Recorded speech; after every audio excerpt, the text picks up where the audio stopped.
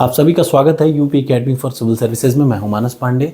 ये वीडियो बड़ी इंपॉर्टेंट है यूपी पीसीएस के लिए, आरओ एआरओ के लिए और खंड शिक्षा अधिकारी के लिए, क्योंकि देखिए पीसीएस में मेंस में 20 नंबर का आता है लेटर राइटिंग, और ये 20 नंबर आपको मेरिट लिस्ट में नीचे से ऊपर पहुंचाने के लिए काफ़ी है। ऐसे ही आरओ एआरओ और ऐसे ही बीईओ, यानी तीनों एग्जाम के लिए बड़ा ज़रूरी है लेटर राइटिंग। ठीक, आज का ये टॉपिक है सर्कुलर यानी परिपत्र। आमतौर पे याद रखिए पीसीएस में 2 प्रश्न आते हैं 10-10 नंबर के। एक प्रश्न सरकारी पत्र या अर्ध सरकारी पत्र में से आएगा, और दूसरा जो प्रश्न आएगा 90% आप मान के चलिएगा या तो कार्यालयीय आदेश यानी ऑफिस ऑर्डर या फिर परिपत्र से आएगा। तो उस हिसाब से भी ये बड़ा ज़रूरी है।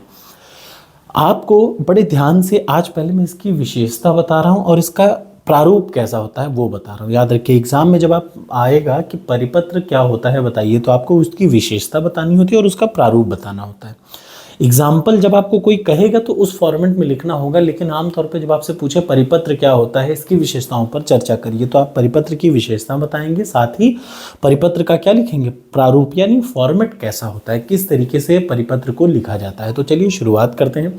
इसके पहले कि मैं बता दूं कि ये पूरी पीडीएफ एक व्हाट्सएप नंबर है उसके थ्रू जाती है, 99 मतलब 99 194 33 227 ये व्हाट्सएप नंबर है। इसके पहले ही मैं बता चुका हूँ।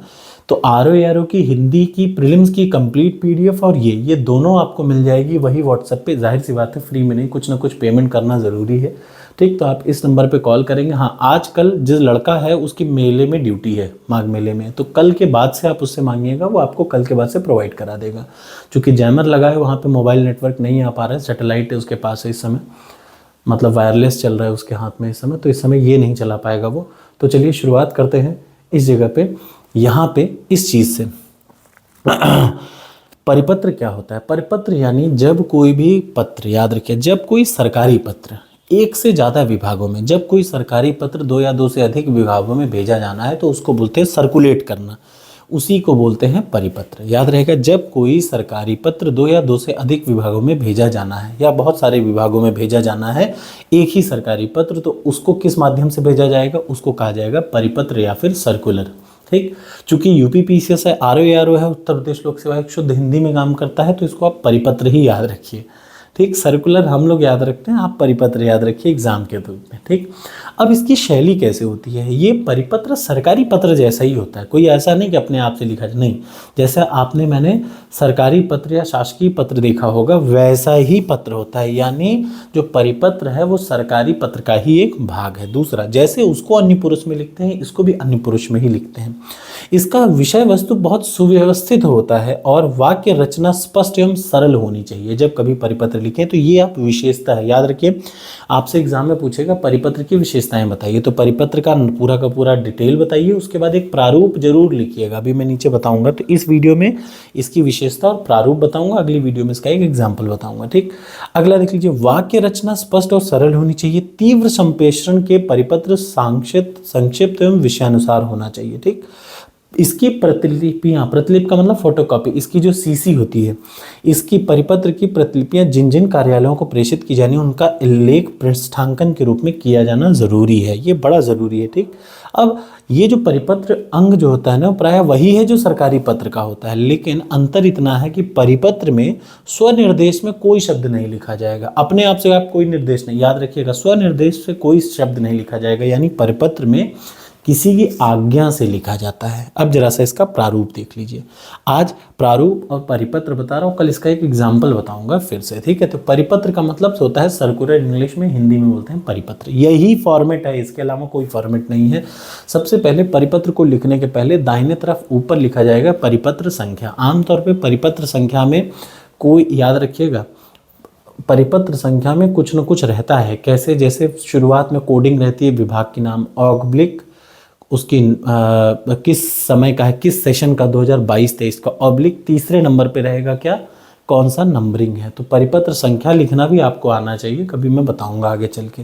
परिपत्र संख्या दाहिने तरफ ऊपर लिखेंगे, दाहिने तरफ ऊपर। ठीक, उसके जस्ट नीचे लिखेंगे मंत्रालय ऑब्लिक विभाग का नाम। आप जिस मंत्रालय का, जिस विभाग का है वो लेटर, उस मंत्रालय विभाग का नाम। उसके बाद एक गैप दीजिए, नीचे आइए लेफ्ट साइड में प्रेषक, भेजने वाले का पता, भेजने वाले का, प्रेषक कौन है, भेज कौन रहा है। ठीक है, जैसे मान लिया मैं विशेष सचिव हूँ, तो मैं विशेष सचिव हूँ, तो प्रेषक में क्या आ जाएगा, विशेष सचिव। ध्यान से सुनिएगा, प्रेषक का मतलब मैं भेज रहा हूँ ना, जिस प्रेषक का मतलब विशेष सचिव, विशेष सचिव पूर्ण विराम। उसके बाद सेवा में जिन जिन विभागों को जाना है उन विभागों के नाम, विभाग नंबर 1, विभाग नंबर 2, विभाग नंबर 3, तीसरे विभाग के नाम के आगे क्या, पूर्ण विराम। ये पूर्ण विराम की जगह बहुत जरूरी है, इसी पे नंबर बहुत कटते हैं।